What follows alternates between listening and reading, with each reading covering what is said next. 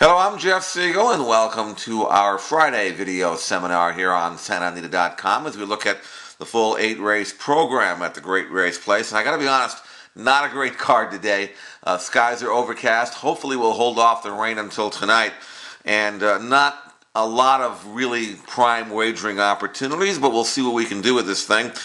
Starting off in the first race with a 1 1/8 a maiden event for older horses, and looking at three main contenders here, numbers 1, 2, and 4 on your program. Number 1 is Recap, number 2 is One Nation, and number 4 is Kumiva. Now, Recap is a third-time starter, but second off the layoff for John Sheriff. Stormcat out of Tranquility Lake, so he really should like the grass. Hasn't shown all that much yet, but he continues to train like a horse that has some talent. And P-Val riding him back inside draw. Let's see if he can snap the life here on the turf for the first time. 8-1 in the morning line. He's probably worth using at that price.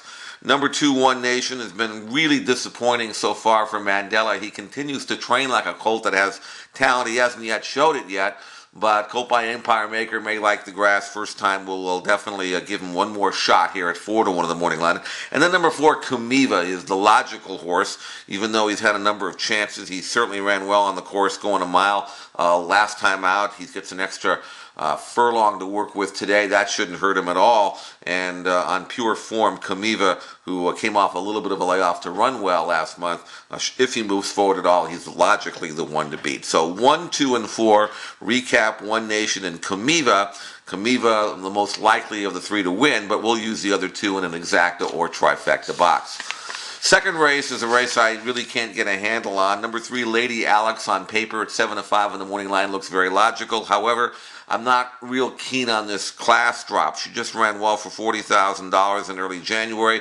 Shows up for $20,000 like it's a fire sale. I'm not sure what kind of shape she's in. She probably has her problems. Whether or not she has one more good one left in her, that remains to be seen. But again, no value at 7-5 in the morning line. Number 4, Roller Skates, has a look on numbers, but just 2 for 33 overall, so she's not one to trust. So this is a race that I really can't grasp. Just a 5-horse field anyway.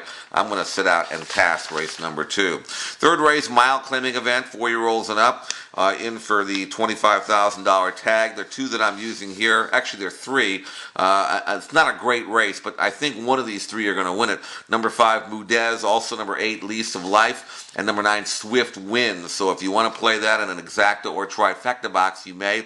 Mudez is a horse that dropping a notch for Steve Maiotti, coming down off the hill in his last race, now stretching out. He did run well, 2 turning on the turf at Golden Gate, 2 runs back in September. So second off the layoff, Mudez looks like he should be primed for his best race. Also number 8, Lease of Life. He's another class dropper. He ran well at the level, 2 runs back, actually a little tougher spot. So at this level, for Peter Miller with Gomez riding him back, you'd have to think Lease of Life would have a very good look. And number 9, Swift Wins. Outside post isn't any bargain, but he did run well 2 races back when he was 3rd at the level. He is a horse that was disappointing last time. Doesn't look that healthy on paper, but with P-Val aboard at 6-1, maybe you throw him in somewhere in your exotics. So 5, 8, and 9, we'll use all 3 in an exacta or trifecta box, and any rolling exotics you may want to play. Fourth race, abbreviated sprint, 5.5 furlongs. The 2 horses I'm looking at here are number 1, Mr. Monkey Jones, number 5, 2 Violins, with preference to number 5, 2 Violins. Now, Mr. Monkey Jones is dropping again in class, trying to find his level. He doesn't have a whole lot of early speed, and going 5.5 from the rail, that's not really the place to be, but it's a very weak field and a small field, and maybe Mr. Monkey Jones can find room and produce a threatening late run. But 2 Violins, who's actually moving up from the bottom, double jumped in class by Jeff Metz, looked good winning his last. He's got good speed, should be in the first flight, and I think he can get the best of Peacock Alliance. So 2 Violins, switching to Bejarano off the claim, looks logical. Again, no big deal here. This is not anywhere close to being any kind of prime play, but if you want to play rolling exotics, I would use number 1, Mr. Monkey Jones, number 5, 2 Violins. Fifth race is a maiden claiming event. These are older horses in for the bottom level 20,000, so a bottom $20,000 claiming race. I can't get a handle on it at all. Number one, the full Lavino is not trained especially well for his comeback. We haven't seen him since August. I have no idea what kind of shape he's in, and he's at 5-2 in the morning line. Number 5, Forward Commitment, looks pretty solid, but he's a 17 race maiden. I can't trust him, and yet he could win. And number 8, Armenian Star, was beaten last time. He made the lead. He opened up and got nailed. He was favored that day. Slow race, not much of a fig, but P-Val rides him back. He's outside speed, and maybe he's found his friend. So nothing in here to sink my teeth into. I don't trust any of the logical contenders, and I wouldn't be surprised if the numbers 1, 5, and 8 finish first, second, and third. It's just that kind of race. But again, no value, so I'm going to pass race number 5. 6th race, claiming event, going a mile for fillies and mares. This is a non-winners of 2. Number 1, Lead Advantage, and number 7, Ascot's High Flyer should run well. Those are the 2 that I'm going to be using in my rolling exotics. Lead Advantage, blinkers on, inside draw, drop in class for AC Avila. She should be forwardly placed and get a good ground-saving trip. And in a weak race, and with the hood on, it took it off last time. That didn't work, so the blinkers going back on. Should get a good trip. Lead Advantage, a contender at 7-2. And number 7, Ascot's High Flyer. Class dropping out of starter allowance all the way down to the 12.5. Now one is a 2. Huge drop in class for Ron Ellis. This is her spot today. This is where she should fire. Espinoza knows her well, rides her back. No excuses today for Ascot's High Flower.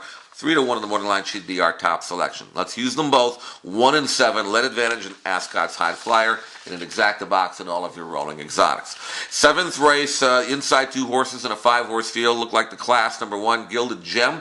Number 2, Mona de Mama. They're 8-5 and 9-5 respectively on the morning line, so obviously not a lot of value here. Gilded Gem was a very good second in the Grade 1 Santa Monica. Shows up now in a 3 other than. Inside speed with Bejarano. There's no excuses for her today. She should be very tough. Number 2, Mona de Mamba, was in, I believe, just to fill the field in the Santa Monica. She was coming off a layoff. She was not really ready to run or tight as a drum.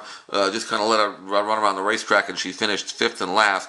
But she's come back and worked well since then. So maybe with that race underneath her, the route to Sprint Ankle, the class drop, the good recent work, and the switch to Rosario, number 2, Mona de Mama should be ready to show her best stuff. 9-5 on Mona de Mama, 8-5 on Gilded Gem. They're the 2 logical horses. Maybe slight preference to Gilded Gem. I trust her a little bit more, but either one could win.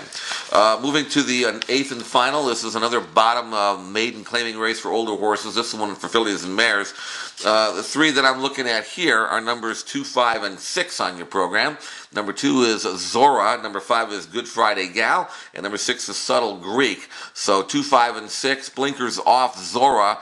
She's had 9 chances, but she is dropping to the maiden 20 level for the first time, so she really has been tracing tougher. Maybe she wakes up with these. Pedroza rides her back. So use number 2, Zora. Number 5, Good Friday Gal, in the money in her last 3 and 4 out of her last 5. And P-Val riding her back. That gives her a look. And number 6, Subtle Greek's only had the 2 starts, so maybe she's got the most room to improve. Blinkers on for Ray Bell. She's also coming out of a grass race. She's also dropping from straight maiden down to maiden 20. And she did run well for maiden 25, 2 runs back. So logically, she seems to be the one to beat. 3-1 in the morning line, that's about right. So let's put Subtle Greek on top in our exacta or trifecta box. Use all 3 in your rolling exotics as we finish off the 8th and final here on a Friday program. And that wraps it up. Better things hopefully for tomorrow. Hopefully the rain comes tonight and clears out by tomorrow, so check the weather reports. We'll talk to you then.